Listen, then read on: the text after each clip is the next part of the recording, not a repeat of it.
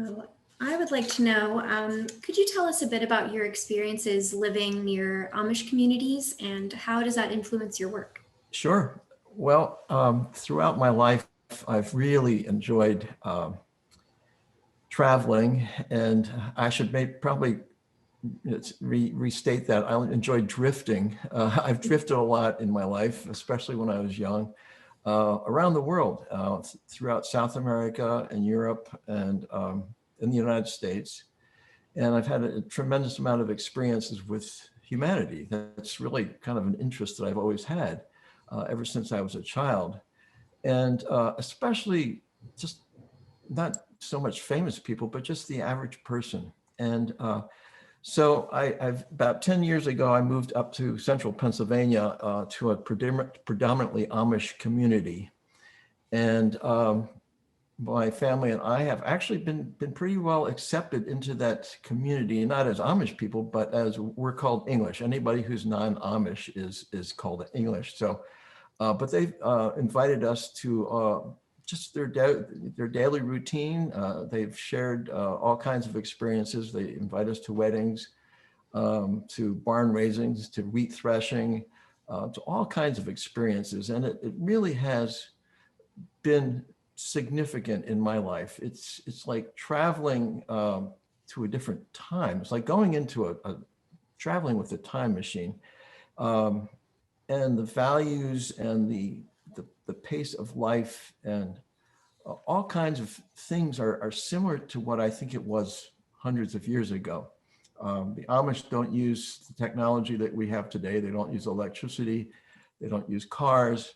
What you see on the screen is my studio. That building is my studio, and I have my Amish neighbors go by all the time. They stop in, and that studio, that building that you see right in the middle is my studio, and that was built by my Amish neighbors for me. And so, and we'll be going inside, and I'll show you around inside my studio. But as Zoe said, that I depict humanity, but rather than using making literal depictions of people, I use implements and objects as metaphors for people and experiences that I have. And of course, the Amish experience really has affected me a lot. It's like living in another culture.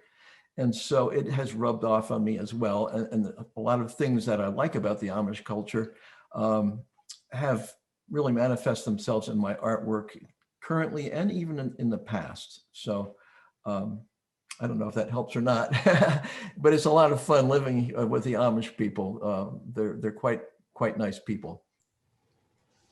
Thank you. Mhm.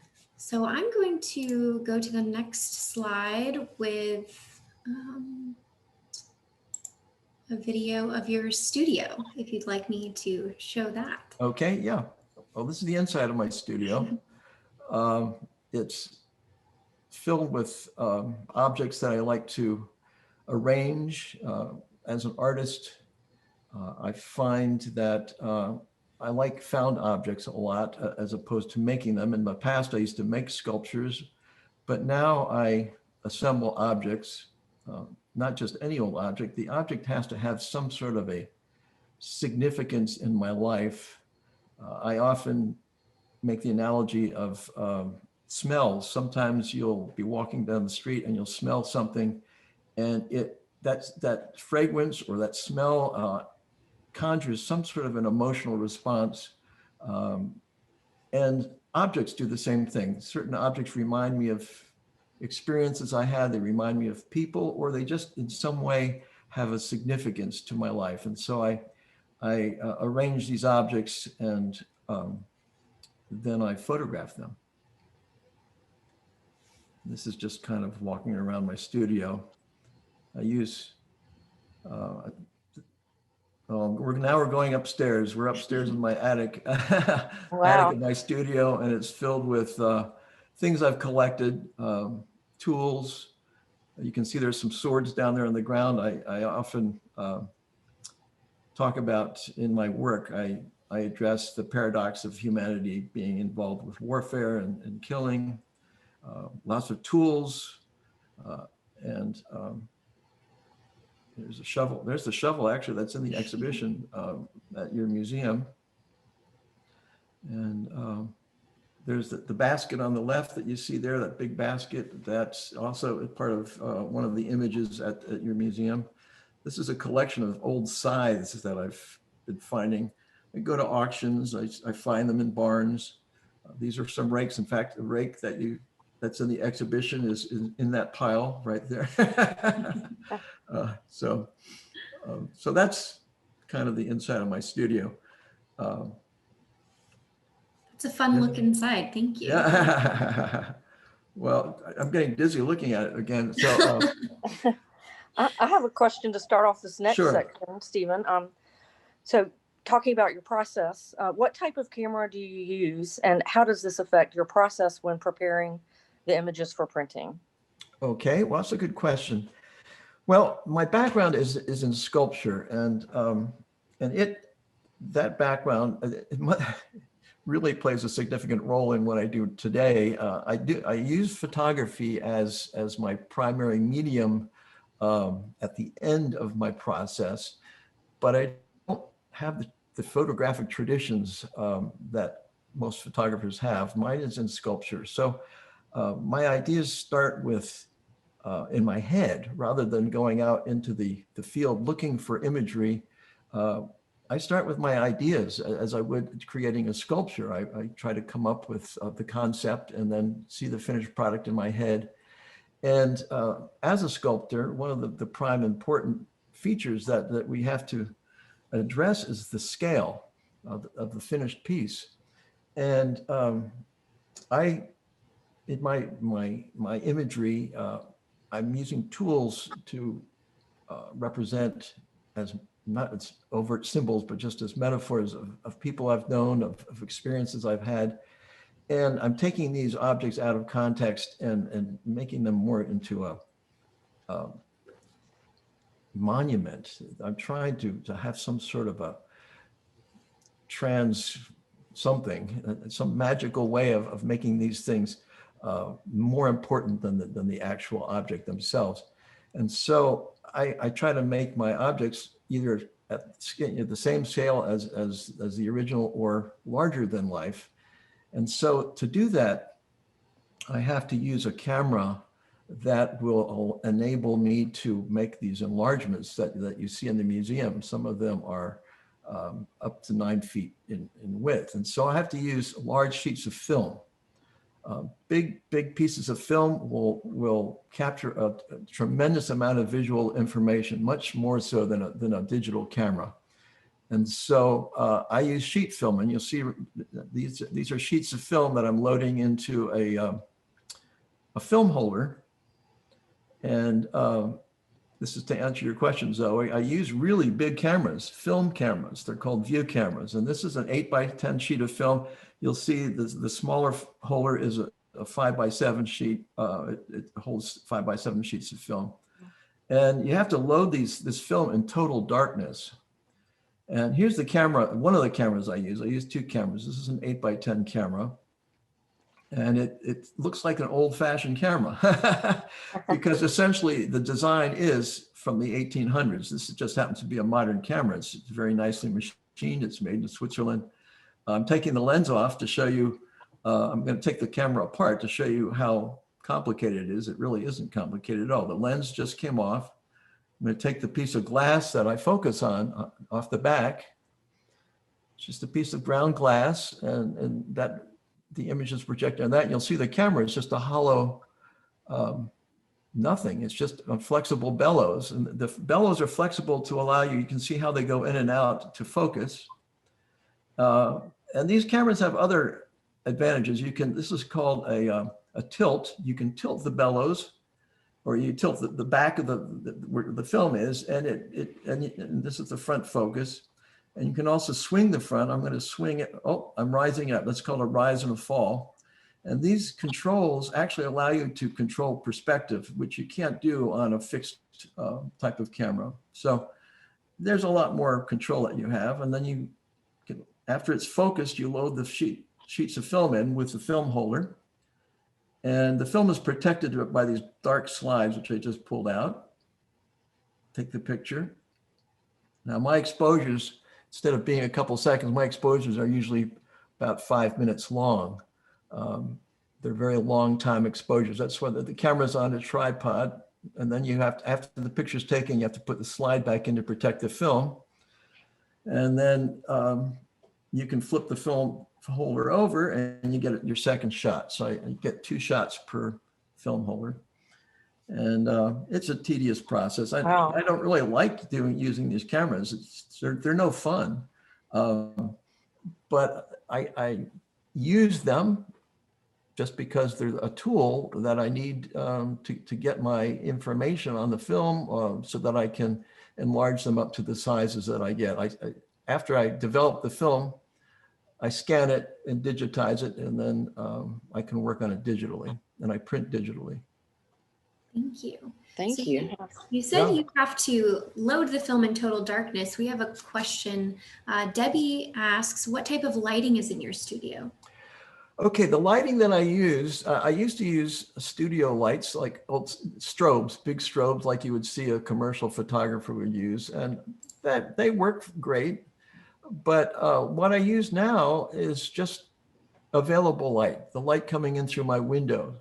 And you'll see some, as this progresses, you're going to see me shooting with an open window. And the lighting is beautiful. I love using available light. The disadvantage with available light is that the exposures are very long. They require, see here, I'm opening a window, and this is an assemblage of clamps. This is not in the exhibition. This is one that I just finished. And you notice I have little tabs of paper there. You can see with the writing on it. That helps me focus. These cameras are extremely hard to focus because they're dim. You're looking at a very dim image on that piece of glass.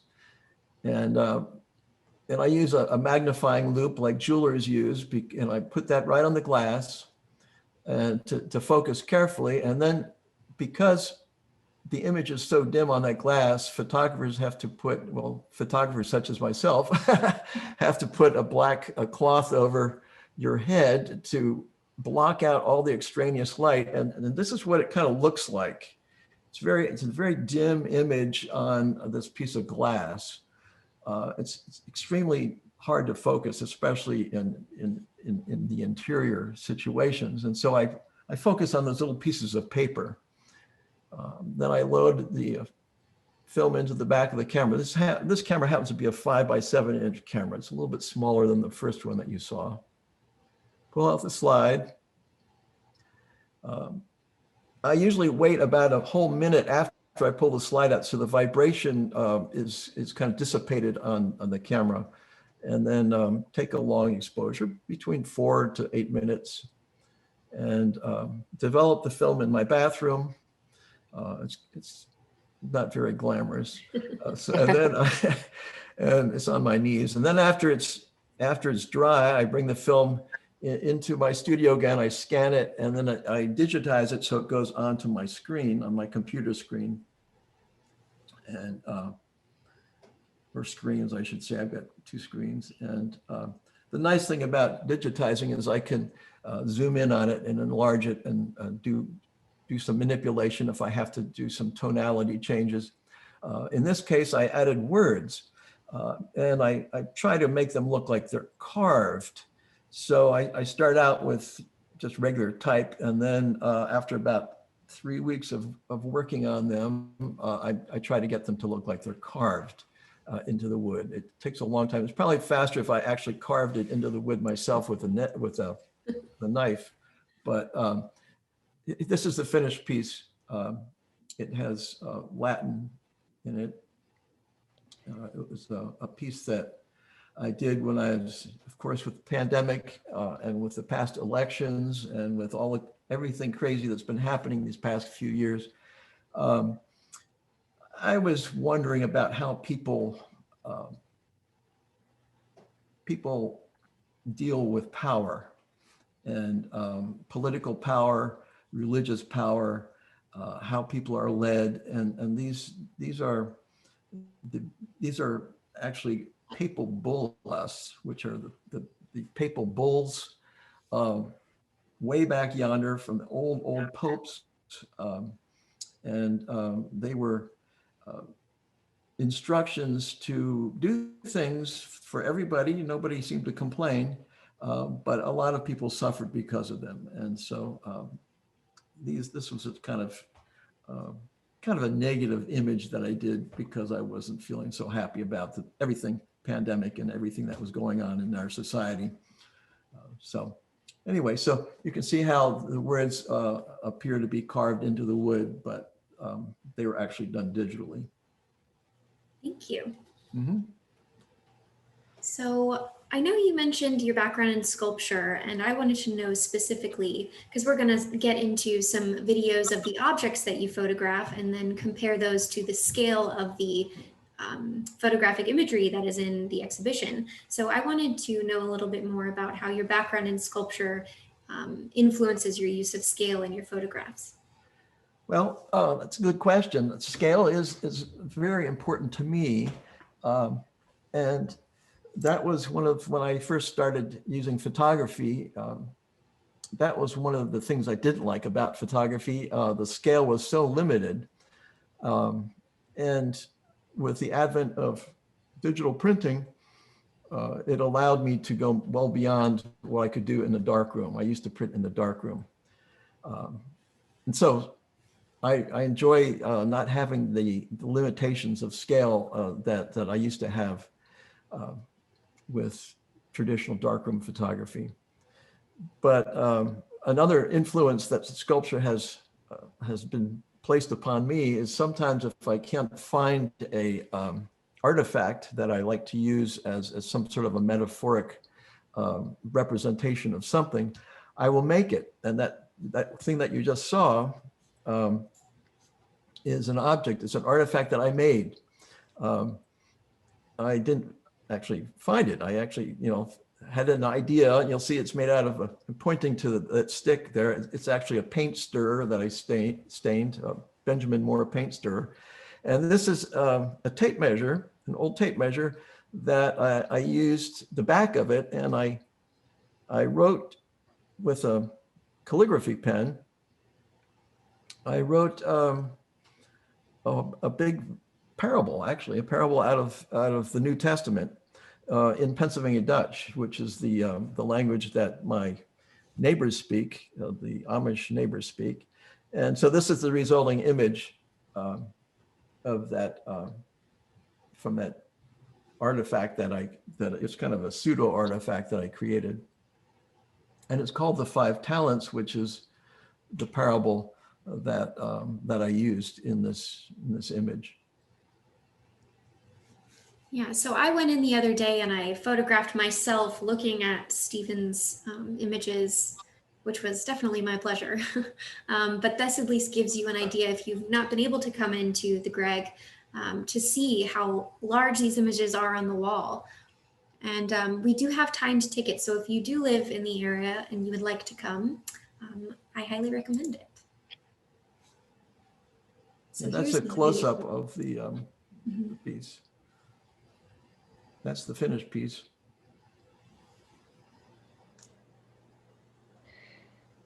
What I like about being able to enlarge these to the size that I do and still retain the detail, it's just so interesting to see every little, in this case, it's a cloth tape, and you can see all the structure of the cloth without having it be blurred, which it's just enjoyable to me. It's worth the trouble.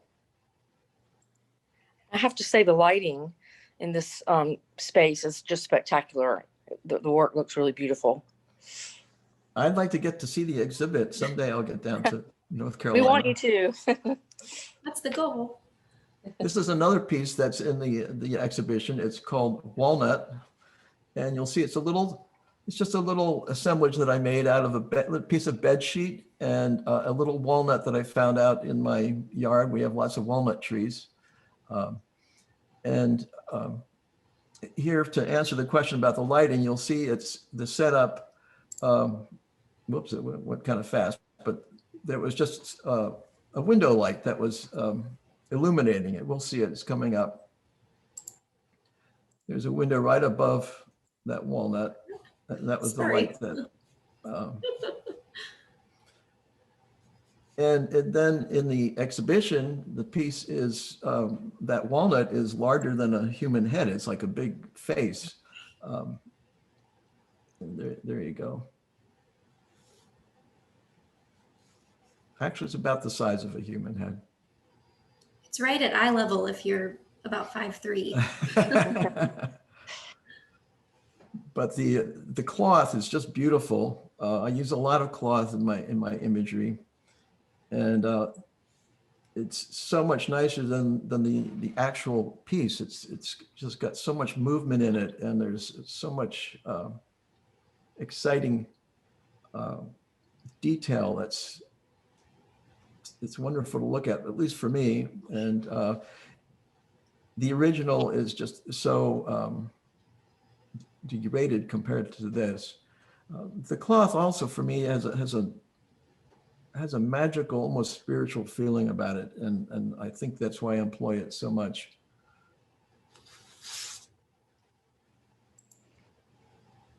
There's the photo.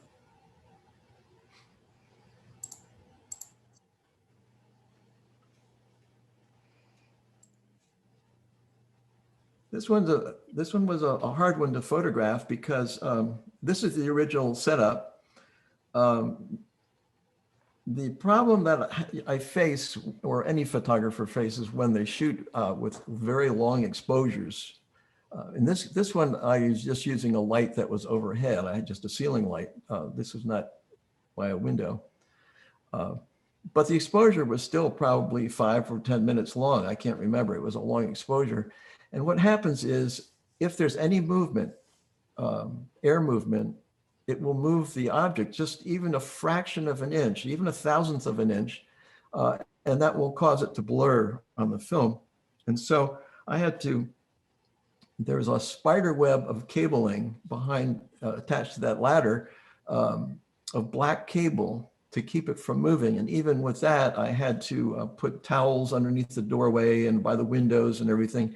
And I had to turn my head away so I wouldn't be breathing in the direction of the ladder, just to prevent it from moving. And I had to reshoot it many times because I did find a lot of movement in the piece. But this is about life size. The ladder is, you know, I think it's about life size.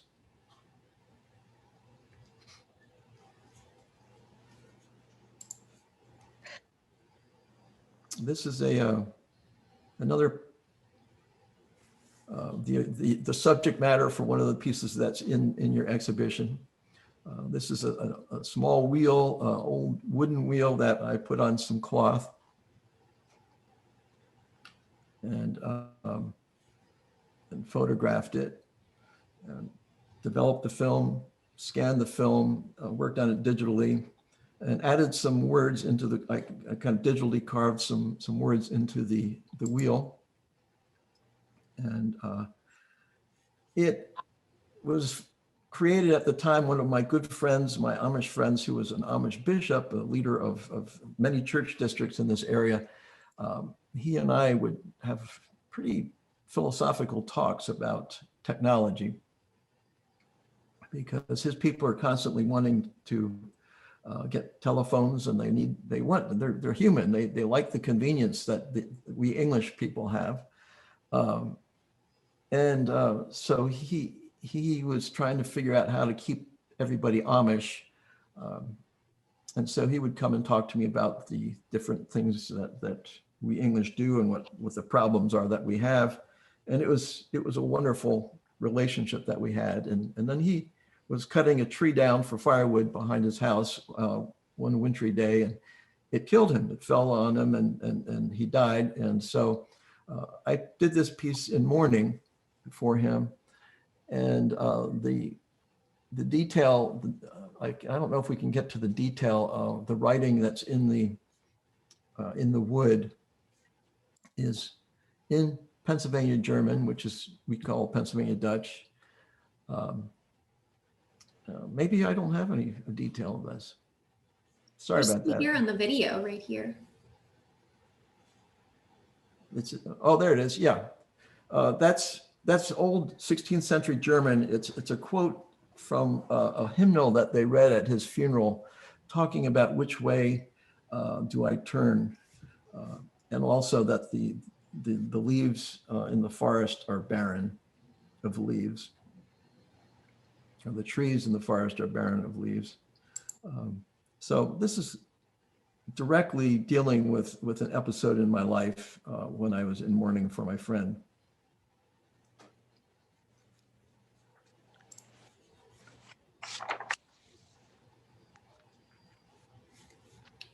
Zoe, I think you have a question. Oh yeah, thank you.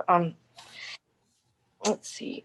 So Stephen, can you talk a little bit about how and why you incorporate Braille into some of your work? Yeah, that's a good question. Well, first of all, why do I even incorporate words into my work? That's the first question. Often when I'm working on a project or on an art piece, I feel compelled to add something what I'm thinking about at the time, and I'll add either my own words or I'll add something from some sort of a source that relates to my thinking. But the problem with words, for me anyway, is that when you write into a piece of artwork, if it's something that's easily translated or you can read it easily, that dominates the piece. People will read that word. The first thing that people do is when they see writing inside of a piece of artwork is they start reading the words. It's human nature.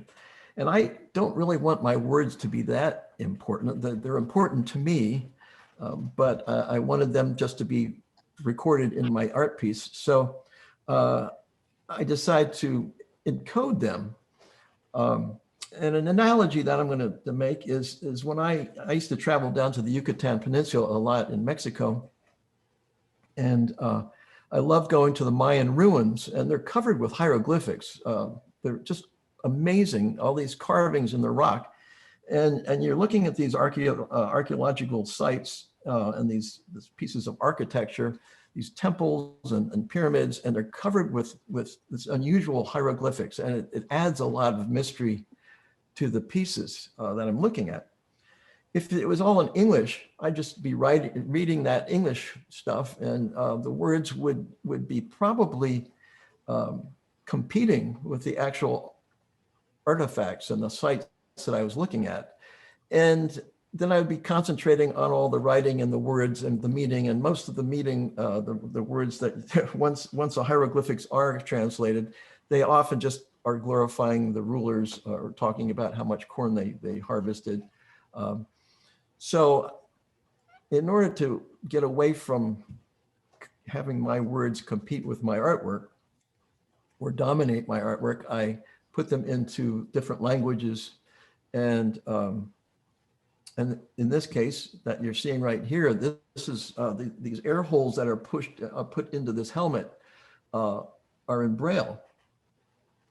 And now this helmet is not in this is not in the exhibition. The exhibition was really, really nicely curated. And it covered basically tools. And so there's a strong theme in the exhibition at the Gregg Museum. But sometimes as I mentioned in the beginning, I enjoy photographing or creating art that deals with humanity and some of the wonderful aspects of humanity that I've come to love. But also I question the paradoxes of the fact that we also kill people and we create war, and it's been part of our character since time began, and it still is. And so, for example, that last piece that you saw with the helmet, can we go back to that? Is it possible to go back to that one? When I made this piece, I was thinking about the paradox of our species of being involved with war and always being involved with war. And the what I wrote was talking about, it's actually from the Amish hymnal. It says, oh, it's in old German, but it says, "Oh, child of man, how can you be so blind?" And you can see part of it is in Braille up on the helmet. It says, "Oh, child of man" is up on the helmet, and then underneath the helmet, written on the cloth with my calligraphy pen, is "How can we be so blind? How can you be so blind?" So I use Braille a lot in my work because I use it as a metaphor, because I think of our race, our species, as being metaphorically blind. We keep making the same mistakes all the time throughout history and keep stumbling over the same problems and never seem to learn. When this helmet was used back in the Middle Ages, people were killing each other, but they used swords, maybe lances and bows and arrows. And it was very violent. But today we have weapons that can kill millions of people and destroy our whole planet. So we really haven't progressed that far, in my opinion. And it's not a criticism, it's just kind of an observation or a question about us. Thank you. Thank you. I'm going to go back to the wrench here Okay. to complete our foray into tools. Here you go. Yep, this is actually a piece that's in the exhibition at the Gregg Museum. And it's an interesting wrench. And you'll see it has some writing on it, which was really distracting to me. And so after I digitized this, I took that writing out of the wrench. And as you can see also, the scale has been increased by a tremendous amount. And then there's a detail on the jaw. It's a detail on the jaw of this wrench. I think it'll come in a little bit closer. And it was done digitally. It's stamping of coats of arms. The coats of arms are used for nobility.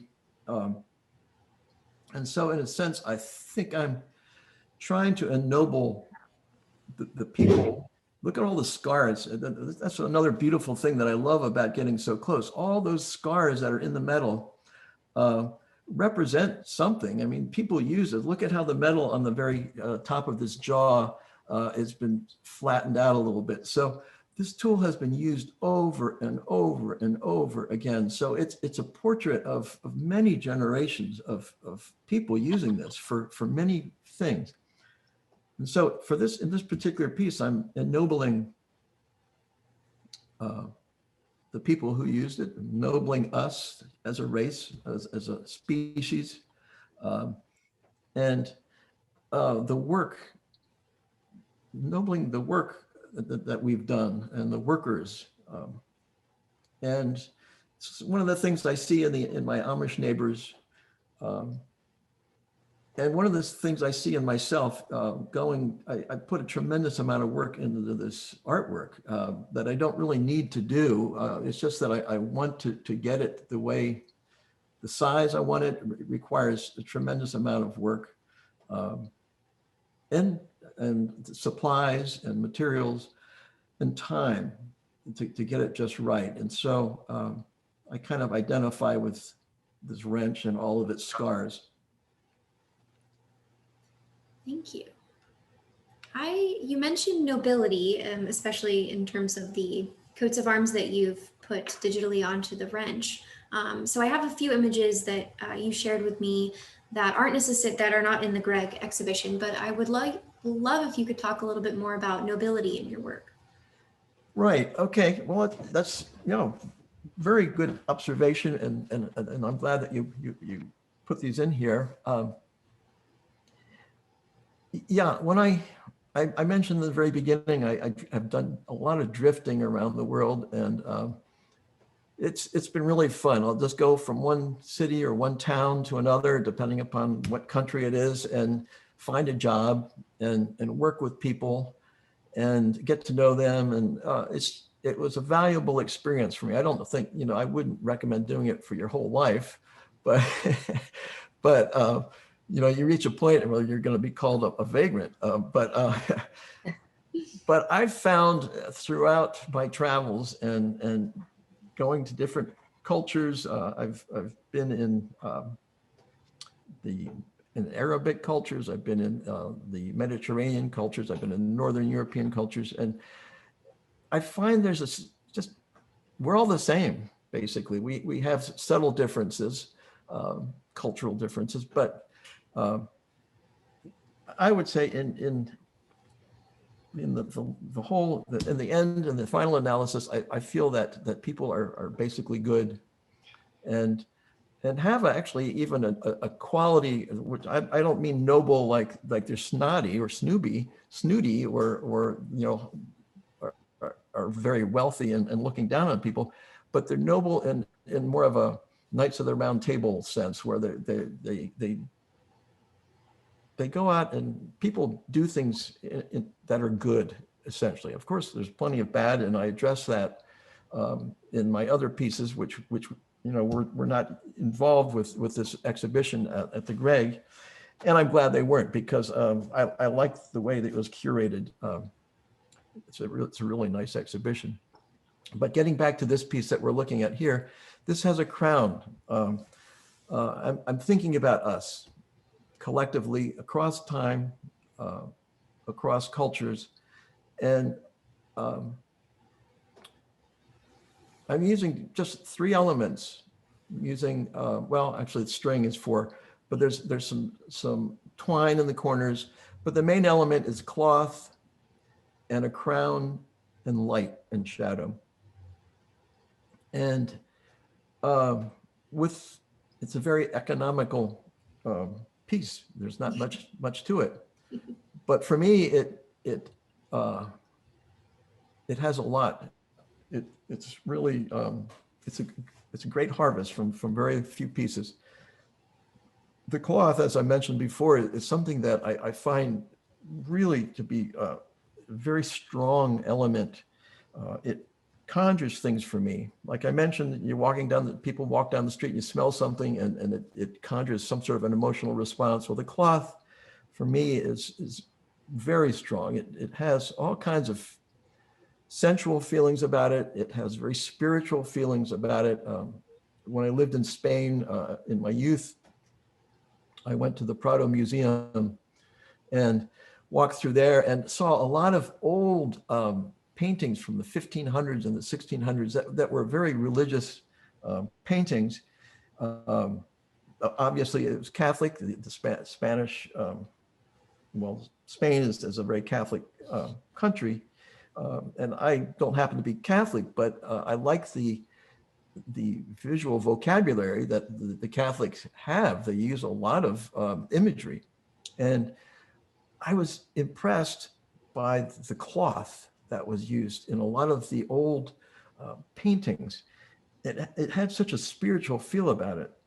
And it just kind of stuck in my head for years and years and years and years and years. And then it started to surface in my artwork later on in life. And this piece is just kind of a hanging piece, similar to what I saw in the Prado Museum.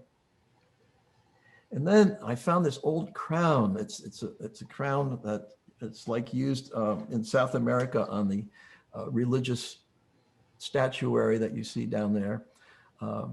And instead of having a golden crown that has jewels all over it, I like this one because it's rusted. It's made of steel, the same steel that a shovel's made from. And so it's grounded. The crown is rusted. It's not perfect, like we are. Thank you. That actually kind of leads into one of my next questions. So I studied art history in undergrad and at graduate school, and I actually specialized in Northern Renaissance art. So when I saw this image and another that I'll show in a second, it made me think of Roger van der Weyden and the deposition that's at the Prado, which I've not seen in person. But so I thought of things like that. But also, let me go to this slide. Your image Rake 1, this is in the exhibition at the Greg, it made me think directly about Venus Rising from the Sea, a Deception, which was painted by Raphael Peale, an American painter in 1822. So I just wanted to know what art historical influences you have, which you've already touched on a little bit. Yeah, that always piques my Yeah, that's an interesting piece. It's beautiful. I love the cloth in it. It's really, and to paint that is to make cloth look like cloth is a very difficult thing to do. I wasn't familiar with this piece, but as I said, I know I have been influenced by the old Spanish paintings. Now this is Zurbarán, and he did many series of this, the Veil of Veronica. Veronica was, the story is that Veronica was in the streets when Jesus was, had been judged and condemned to death, and he had to walk through the streets carrying this cross, and he fell down, and she came and wiped off his sweat from his face with this handkerchief, and miraculously then the image of his face was impressed upon this handkerchief, and Zurbarán has painted many different variations of this. And so the spiritualism and the lighting of this cloth, I'm sure, I'm positive. At the time, I didn't know who these painters were. I saw many paintings, and the cloth just impressed me. And at the time, it didn't seem, I just liked those paintings. And then lo and behold, 30 or 40 years later, I started using them in my art. Another artist who I'm not sure how I'm influenced by him, it's a him, but is Albrecht Dürer. I just like his work, and I think the darkness that he uses in his paintings has affected me as well. I mean, I love the blacks. Well, even in this Zurbarán, you can see he has blackness all around in the background. I think that art has been in a kind of a roundabout way influenced me, having my ideas floating in this void, as you see in for example, this example, and the portrait, the self-portrait of Albrecht Dürer, the famous one. He's in front of blackness, and I like that. So they must have influenced me a lot. Another artist who made it free. It's funny, the evolution of art as art changes. Different artists break down barriers for other artists, and one of the artists that broke down a lot of barriers was Marcel Duchamp, and he called them ready-mades, objects that. This is his one really famous piece of the Armut 1917. It's simply a urinal that it's a ready-made. He just found it. He actually got it at a bathroom supply shop, and he wrote Armut on it and submitted it to in Paris. Submitted it to an art exhibition, and it was rejected. But he used objects, ready-mades. I call them found objects, the way I find objects. I'm not sure if the intent is different. I'm not sure how emotionally and personally involved he was in the actual objects. I choose my objects very carefully. I don't just pick random objects. I pick objects that have a real significance to me in some way. I'm not always sure what it is, but I react to them in a very emotional, or I find a lot of mystery in them, some sort of a relationship to my life. But Marcel Duchamp broke down those barriers and allows me to, without even thinking twice, picking out objects and utilizing them in my artwork. I take them out of context. He took this out of context, of course, and placing it in a gallery creates, in his sense, artwork. I find that I want to change the work. I need to enhance it. I need to work with it and add words to it, do digital manipulation to it, change the scale, take it out of the context and put it in against a black void and make it more of a monument than just showing the actual object. Go to this one. Zoe, I know you had something. Yeah. So yes, thank you. So Stephen, just so you know, your catalog has now been delivered to the Gregg Museum as of yesterday. Oh, that's wonderful. I know, it's exciting. So I want to encourage you all. It's for sale at the front desk. So when you come visit, it's a beautiful publication. And you answered part of my question, which was Roger Manley, our director and curator of this exhibition, wrote an essay in the catalog, and he actually compares your use of scale to that of sculptor Klaus Oldenburg. And here's an example of that piece there. And that Roger also stated that your work bears some comparison to Marcel Duchamp's ready-mades, although your intentions, unlike Duchamp's, aren't necessarily meant to bring inherent value to brand new tools from, say, a hardware store, but to bring value to the real people who want to use them. So you kind of answered your thoughts on that. So yeah, this is Oldenburg. Hear. Yeah, he is an interesting sculptor. During the 60s, I think he was called. I think they art historians or try to put some sort of categorization just to help people get through art. And I think he's considered to be a pop artist. So I wouldn't fall into that category, but what he would do is he would take common everyday utilitarian objects or even fun objects. Like this is a shuttlecock from a badminton game, and he just changes the scale. He monumentalizes these common objects. Philadelphia, for example, has a gigantic clothespin. It must be 25 feet higher. I think Philadelphia has a giant plug too. Yeah. Yeah, the plug is really nice. That sculpture I like just looking at just for its form, as well as just it's this change of scale. So in a sense, yeah, he's taking objects and just monumentalizing them and common everyday things. And in a sense, I'm doing the same. Although I think a difference is that the pieces are carefully chosen, not so much for what they look like, but for what they are in my life and what they represent as far as my feeling about humanity and the people that use them. These are mostly tools and implements that we use as opposed to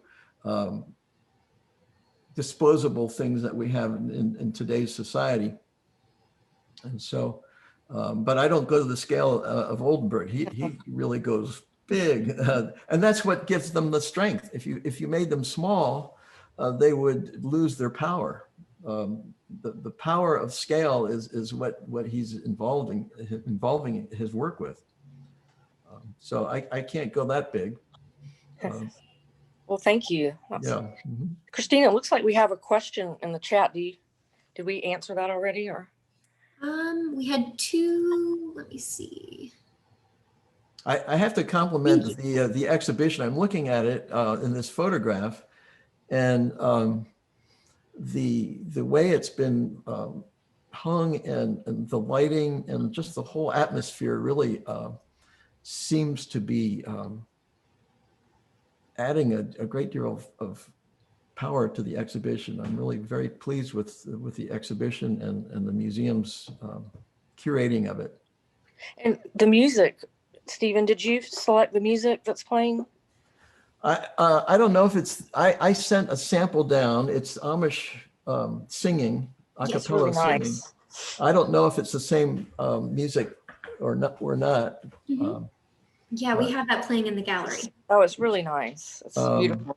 And the Amish singing is amazing. We started out this whole program talking about the Amish, but the people are, and of course I'm generalizing this throughout this whole program. Everything I say is just from my own point of view. It's not a gospel or anything. But the experience that I've had with the Amish, it's kind of a culmination in my life of my drifting and roaming around, and you know, searching out different cultures and people and finding basically good experiences. I've had some bad experiences, but in the long run, it's been really wonderful. And this is just kind of this living with the Amish is dessert. Everything so far, I mean, we've had lots of tragedy. The Amish work hard and they work dangerously.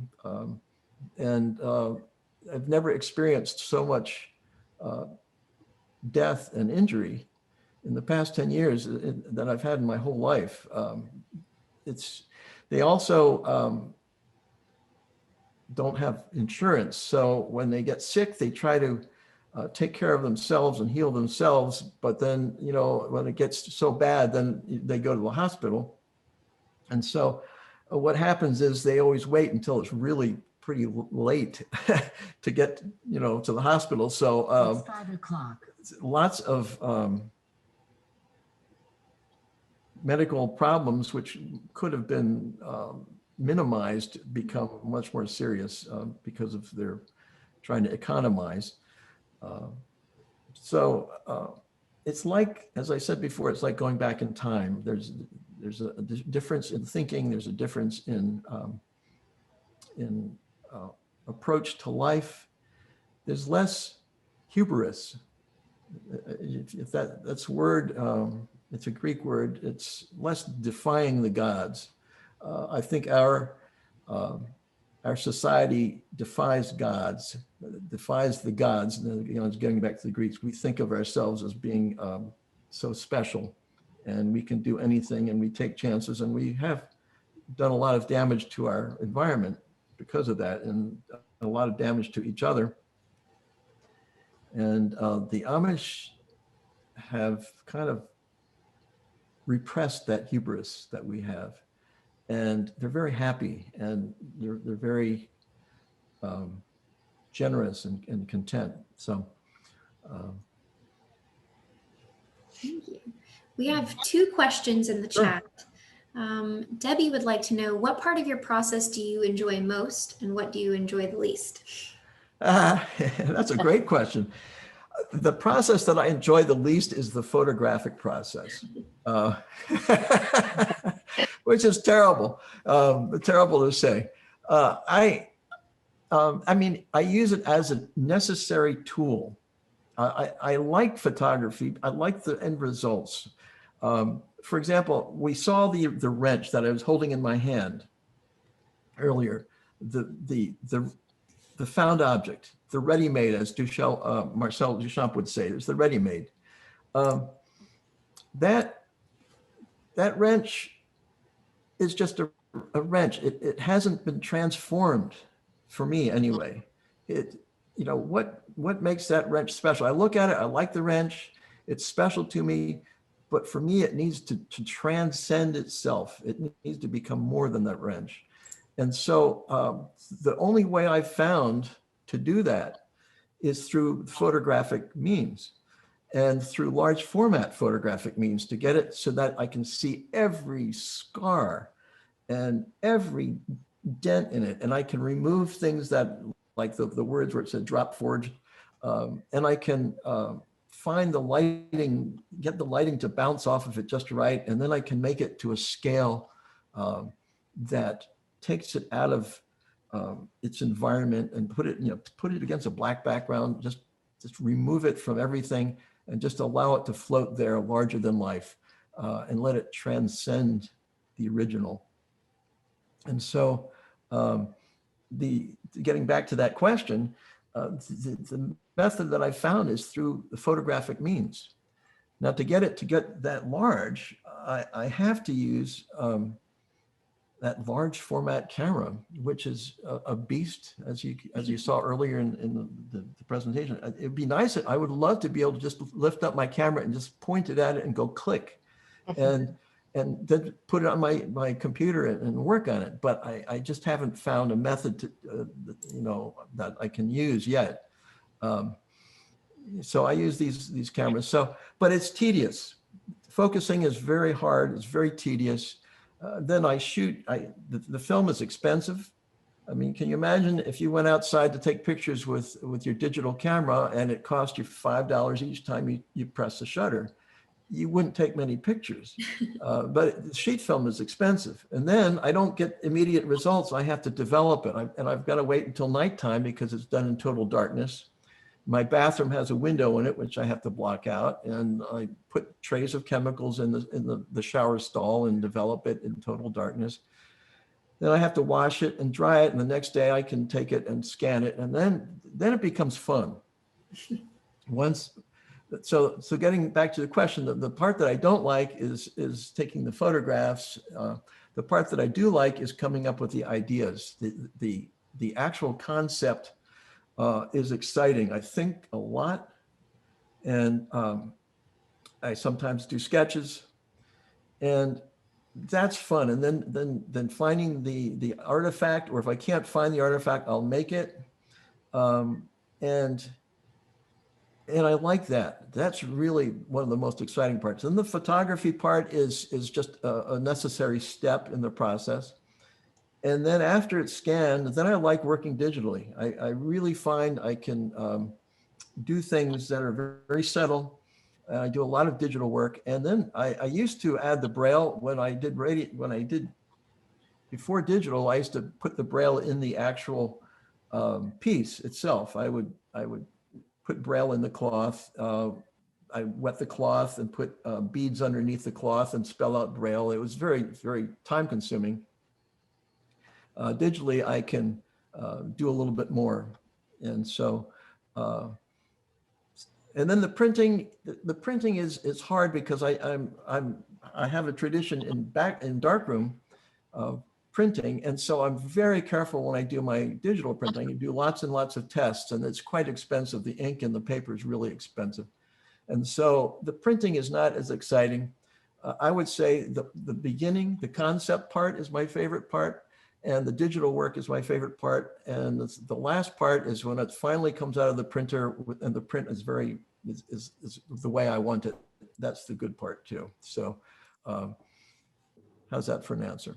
Wonderful. Well, we have a few more questions, and I don't know if we have enough time for all of them, but we have one of the students in the Arts Village at NC State would like to know, is there a reason you do not use color as an element in your work? And Ian would like to know, what inspired you to move from sculpting to photography? Wow, those are good questions. I'll start with the second question, and that will get to the first question. My sculptures, actually, the interesting thing about my early sculptures is they resembled farm equipment. They resembled tools. I've always, my whole life, I grew up in an ancient stone farmhouse in Bucks County, Pennsylvania, on a farm, and it was all the wood was hand hewn, and I, ever since I was a baby, I've seen evidence of hand labor, and in the carving of the wood, in the laying of the stones, and so it's been part of me. And the tools, there's been tools all around the farm that I used to look at, and so I've been obsessed. I've been kind of had a very narrow vision my whole life. And so my sculptures actually resembled, in a sense, farm equipment and tools and implements. And all artists at some point have to look at their work and ask themselves, is this really, really doing it for you? It's kind of one of those hard questions that an artist needs to answer, because throughout your life as an artist, you're going to be making lots of sacrifices with time and just to do your own thing. And you have to get something back from it. You have to really like your artwork. Otherwise, why do it? Because I never found that it wasn't like being a rock star where you got all kinds of fans and, people screaming and wanting your autograph. It's never happened to me. So there's got to be something that artwork gives back to you. And I was finding, this is to answer the question about why did I stop making sculptures. I was finding that I found just as much magic and enjoyment looking at an actual tool or an actual artifact than I was getting with my own artwork. I could find a piece of a tool that resonated with me and that represented something significant in my life, and just hold it rather than have to make something. I could actually find these pieces that gave me just as much satisfaction as the pieces that I was making. So why bother making them? In fact, I got more satisfaction. That wrench, for example, getting back to that wrench, it had history to it. It had all kinds of, or the shovel, or the wedge, the iron wedge. They all have, or the nails, the rusted nails. They all have more than my artwork. They had history. They had patina. They had people that were involved. And so I stopped making art, and I just started collecting these tools. And I would arrange them, and that would be my sculpture. So like all artists do, at that time we didn't have digital cameras. We had color slides and 35 millimeter cameras. We would take slide documents of our artwork, and that way, if you wanted to submit your work for exhibition, you would send slides. And because it was really difficult to carry sculptures all around with you, so you'd send a slide. So I'd look at these color slides, and I found that with the color slide, I was actually seeing that object now taken out of context of just a wrench lying on a table. Suddenly it was formalized. That color slide, it was in a rectangle, it was formalizing it, it was adding a little bit more official artwork title to it. And the lighting that I used to take the slide could change the piece a lot. The lighting is a very, it's a controlling factor. And so I started liking these color slides better than my found objects as far as being my piece of artwork. So that kind of answers that one question. That's how I went to photography. I started saying, well, photography is giving me one more element of control, one more element of being able to transform this ready-made into something that I can formalize as a piece of art. Now, the one problem I had, though, with these color slides was the color, because my actual objects had color. These are found objects, and they were objects that I had no control over the color. They were just kind of random colors. And so I found that by removing those colors, it would, let's say I had two different objects that I put together, and the colors just didn't go well together. They were clashing, or they just weren't appropriate. Well, by removing color and making it monochromatic, it would blend those elements together. And so I decided to use black and white, and went to black and white.